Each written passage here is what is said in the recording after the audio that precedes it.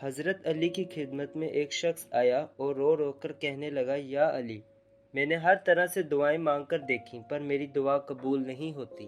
شاید میرے گناہ ہی ایسے ہیں، میرے اعمال ہی بد ہیں۔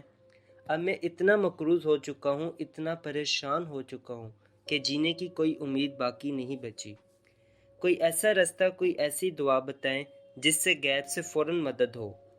بس جیسے ہی یہ عرض کیا گیا تو حضرت علی نے فرمایا، اے شخص، تمہاری دعا اللہ کے دربار میں اس لیے قبول نہیں ہوتی کیونکہ تمہارے گناہوں کے بوجھ تمہارے اور تمہاری قبولیت کے درمیان رکاوٹ ہے۔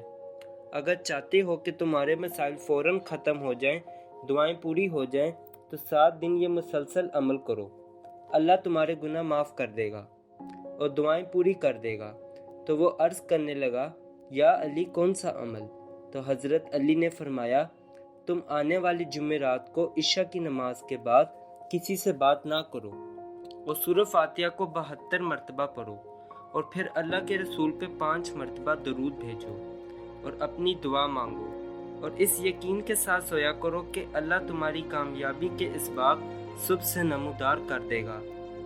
تم جمعرات سے لے کر اگلی جمعرات تک یہ مسلسل عمل کرو گے تو اللہ کے فضل و کرم سے تم خاص رحمت پاؤ گے، جس سے تمہارے گناہ معاف ہو جائیں گے اور تمہاری دعا پوری ہو جائے گی۔